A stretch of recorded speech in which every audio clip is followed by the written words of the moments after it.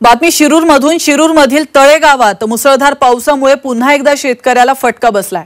पावसामुळे ऊसाच्या शेतात तळ्याचं स्वरूप झालं असल्याने ऊस शेतीला मोठा फटका बसल्याचं पाहायला मिळतंय। त्यामुळे ऊसाचं पीक धोक्यात आलंय, तर शेतकऱ्यांचं मोठ्या प्रमाणात नुकसान होण्याची शक्यता आहे। याचा आढावा घेतलाय आमचे प्रतिनिधी हेमंत चापुडे यांनी। पाहूया।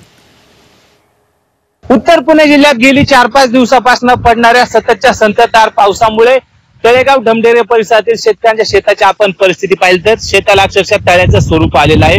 गेली 4-5 दिवसापासून या परिसरात सततचा संततधार पाऊस पडत असल्याने ऊस शेती पूर्णपणे पावसाच्या पाण्याने तुडुंब भरलेली आहे। पाणी जर बाजूला निचरा झाले नाही तर ऊसाच्या मुळ्या कुजणार आहे आणि परिणामी ऊस पिके खरं तर सडून खराब होणार आहे आणि त्याचा मोठा फटका शेतकऱ्यांना बसणार आहे। मात्र सध्या पाऊस अद्यापही सुरू असून शेतकऱ्यांना या पावसाचा फटका बसताना आपल्याला पाहायला मिळत आहे। Hemant Chapude, Zee media, Talegaon Dhamdhere, Pune.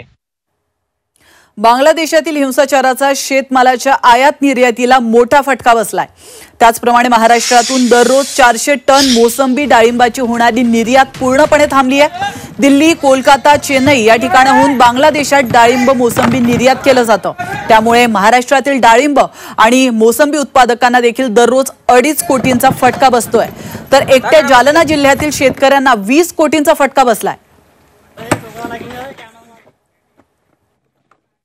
बांगलादेशामध्ये सध्या चाललेल्या हिंसाचारामुळे आयात निर्यात सगळं आपलं थांबलेलं आहे आणि आपलं वर्षाकडे जवळपास 400 टनाच्या आसपास माल आपण बांगलादेशाला जालना जिल्ह्यामध्ये निर्यात करतो। ती निर्यात थांबल्यामुळं आपलं खूप मोठं नुकसान या ठिकाणी आपण आता शेतकरी वर्गाला सहन करावं लागत आहे। जर ही आयात किंवा तिकडनं येणार माल किंवा आपल्याकडनं जाणारा कांदा असेल, मोसंबी असेल, डाळिंब असेल, ही जर निर्यात पुन्हा एकदा सुरू झाली तर आपलं होणारं नुकसान आपल्याला या माध्यमातून नक्कीच टाळता येईल।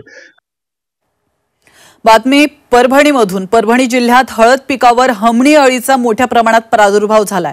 यामुळे हळद उत्पादक शेतकरी चिंतेत सापडलाय। बोरवंड बुद्रुक या गावामधील माणिक लोखंडे या शेतकऱ्यानं 2 एकरमध्ये हळद पिकाची लागवड केली होती। पीक चांगलं आल्यानं चांगलं उत्पन्न होईल अशी अपेक्षा होती, मात्र हमणी अळीमुळे त्यांचं पीक नष्ट होण्याच्या मार्गावर आहे। हळद वाळून जात असल्यानं लोखंडे यांची हळद वाचवण्यासाठी मोठी धडपड सुरू आहे। तर या अळीचे बीजाणू नष्ट करण्यासाठी जैविक बुरशीचा वापर करावा असं आवाहन कीटकशास्त्रज्ञ यांनी केलंय।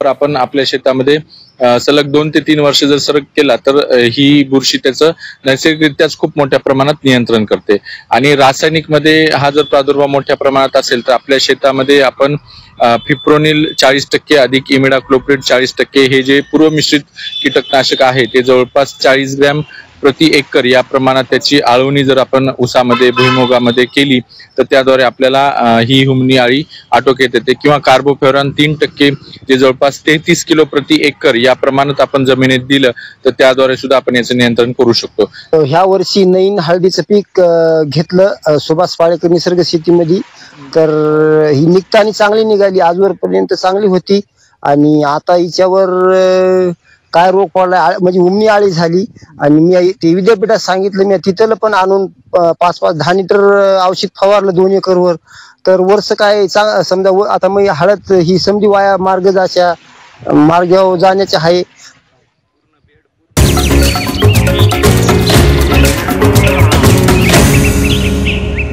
पीक पाणी पॉवर्ड बाय नेचर केअरचे सेंद्रिय खत ग्रीन हार्वेस्ट दाणेदार।